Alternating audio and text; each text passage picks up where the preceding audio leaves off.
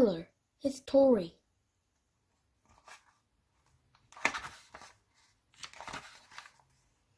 A science lecture, Ernie 1800. This was an age of discovery. Scientists were making important discoveries about the way the world works. They began to realize that everything in the world is made up of a few simple elements, like oxygen. This news gripped people's imagination. Everyone wanted to learn about science. Chapter 1. It's a bomb, yelled Tyler. It's going to blow the place up. Get everyone out. He raced towards the line of fizzing flame and sparks. Stamp on it, he shouted. It's a fuse. In front of him was an open trapdoor. Then he was falling into a dark space. His body twisted. His arm jerked. As Tyler hit the ground, he felt an agonizing pain. Tyler, said Wilma gently, wake up. Tyler was asleep in an armchair in the library with a book on his lap. He opened his eyes. I was having a bad dream, he said. He began to rub his leg. I get this ache in my leg ever since the accident. Wilma frowned. What accident? Tyler had come to the time vault from the past. Who was he, and what was his story? Kipper was messing about in Tyler's techno chair. He sputtered through at the library as Nadim appeared in the doorway, carrying a chessboard set out in the game that was half finished. Whoops! Shouted Kipper. The techno chair skidded. Nadim sprang aside, but the chess pieces flew off onto the door. Kipper, you idiot! Nadim shouted. You ruined our game. Kipper jumped out of the chair and began to pick up the chess pieces. And I was winning, complained Nadim. Don't worry, Nadim, said Tyler.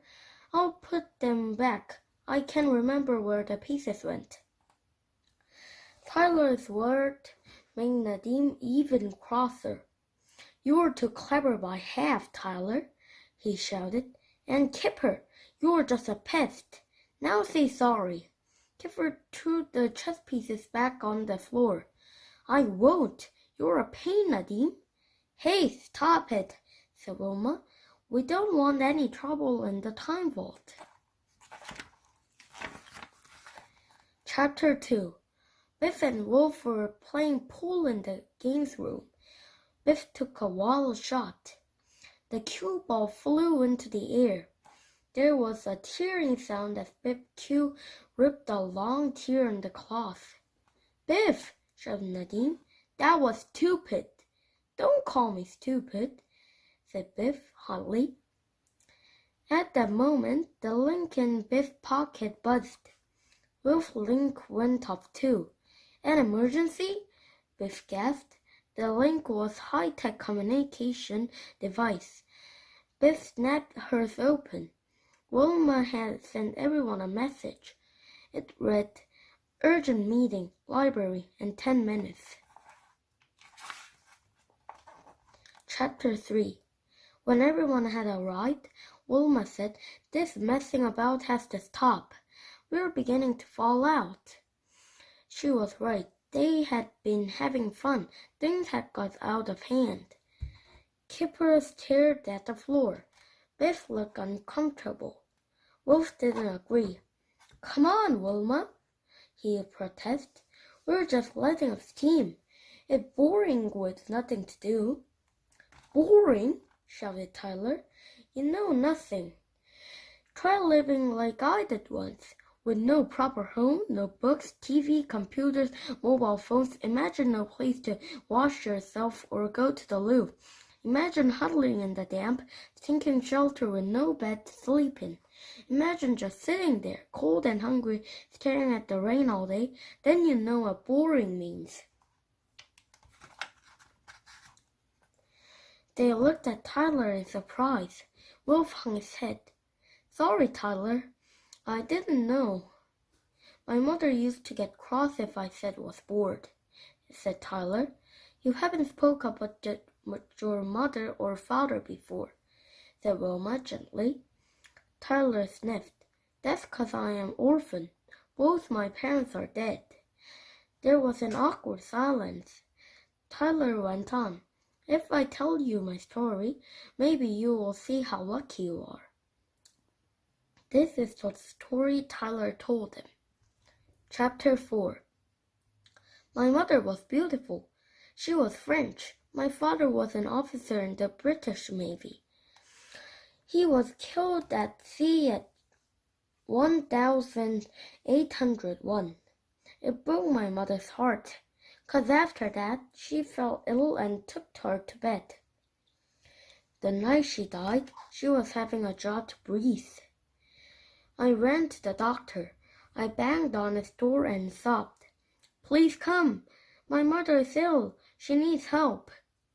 I'll never forget what he said to me. I'm eating my supper. If she's that French woman, I'll come in the morning. And she shut the door.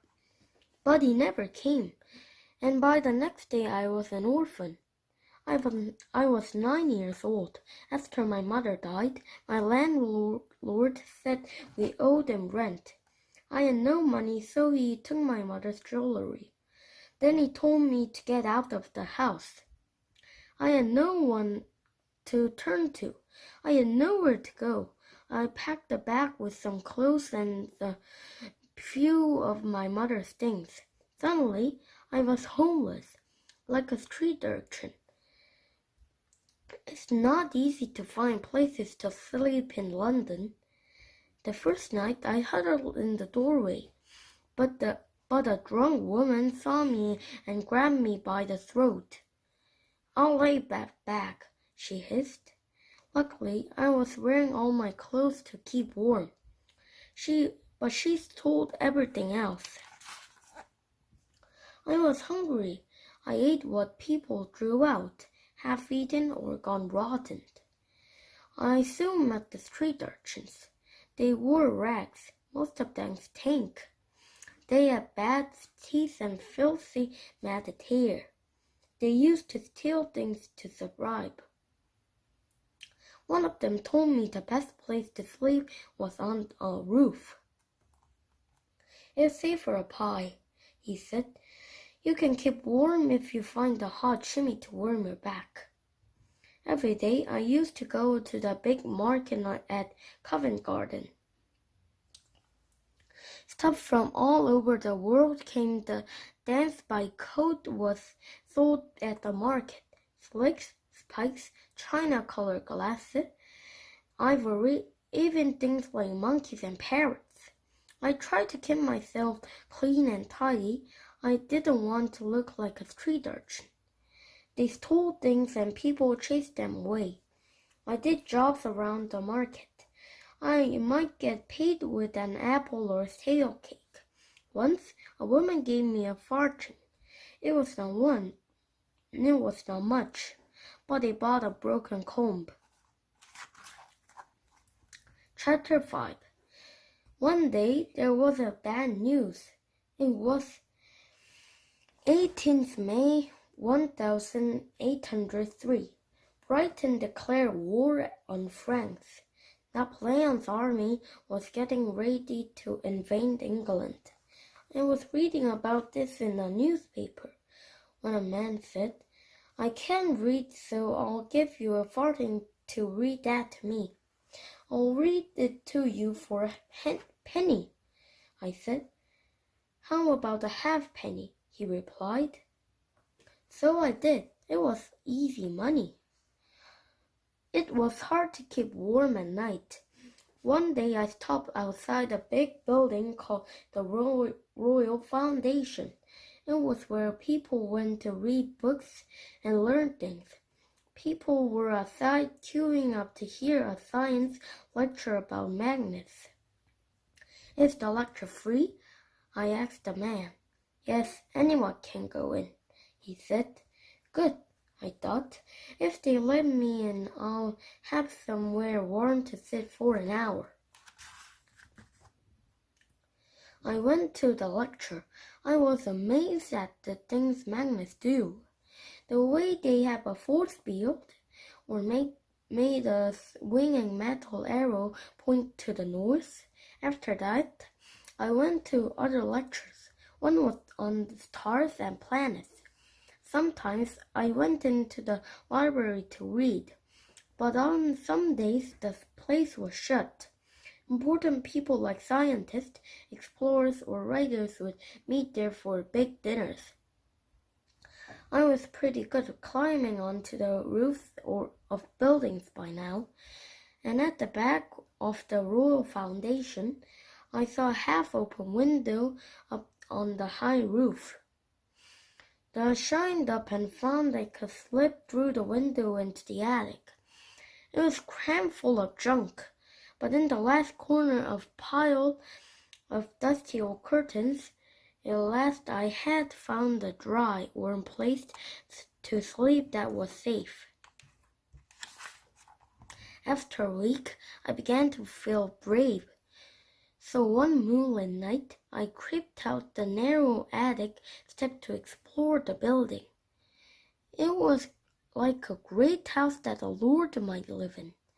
I had a wide staircase with portraits on the walls. It was dark and silent, but I crept like a mouse. I didn't know if anyone was living there. Downstairs there had been a late dinner. No one had cleared away. Leftover food was still on the tables. Meat, bread, jellies, and fruit. I was ravenous. I began to tuck in, but suddenly I froze. I heard low voices.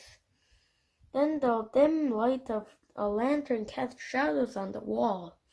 A man and a woman were prowling through the dark rooms. I dived under a table. My heart beat like a drum. To my surprise, they were speaking French. I speak French. I heard words like flames, fire, and something about France. One of them said something about destroying science. They used the words candle and explosion. They meant nothing to me. When I was sure they had gone, I crept back into the attic. It was hard to sleep. Why were two French people creeping out in the dark?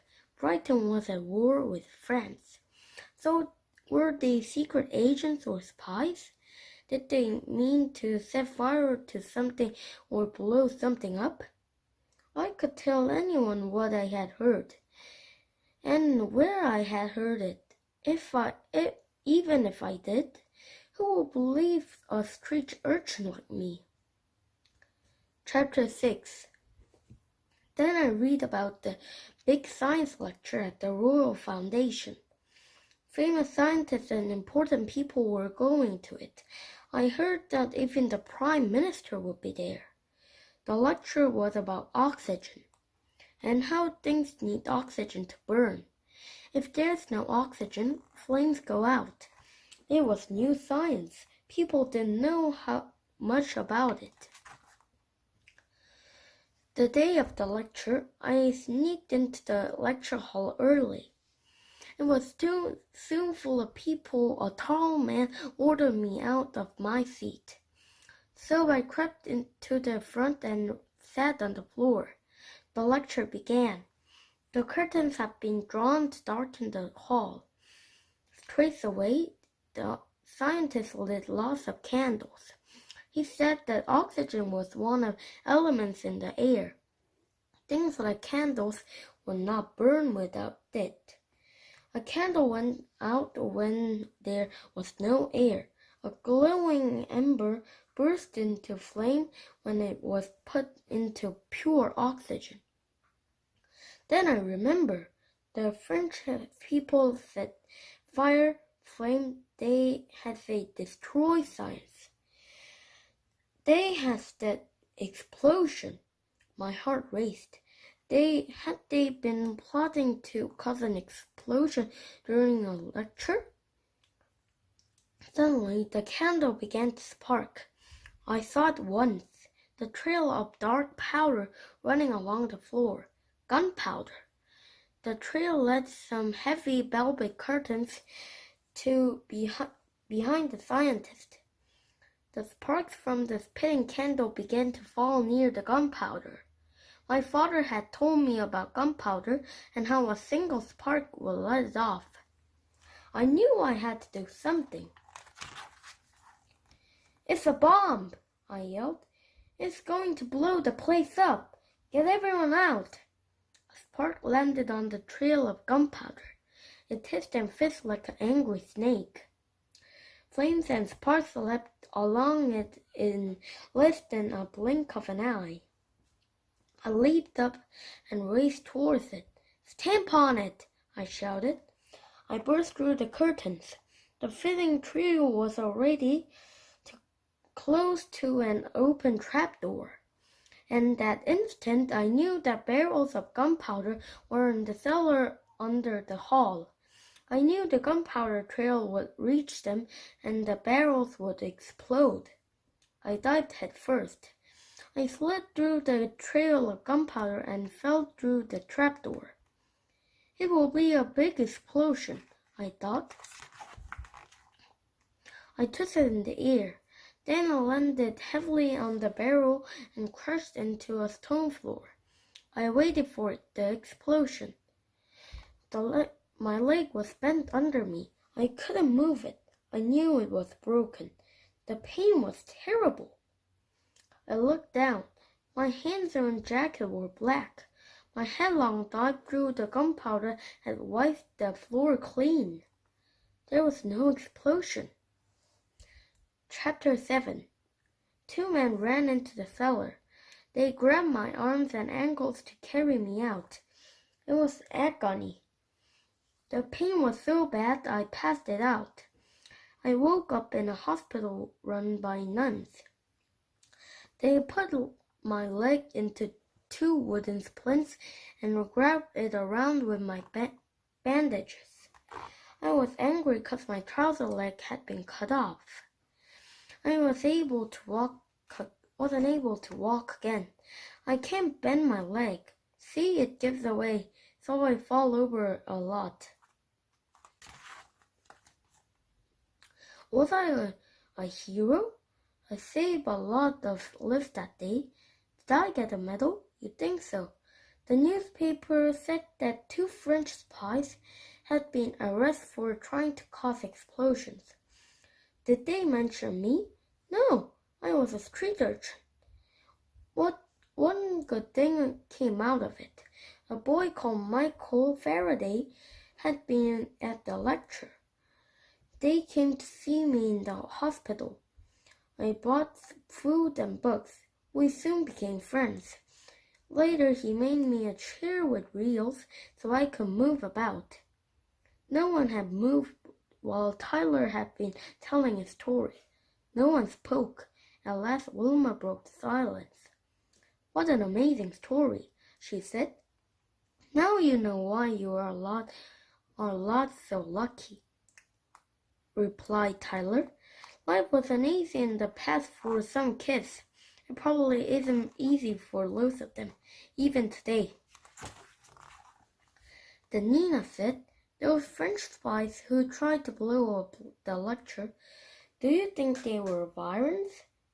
Tyler looked thoughtful. "Well, Michael Faraday thought they might have been. I'd never heard of Byrons before I met him. I suppose we'll never know." "I know one thing," said Kipper. "There has been too much messing in the time vault. After supper, I'm going to settle down with a good book." "Yeah," said Kipper, said Wolf. "I believe you."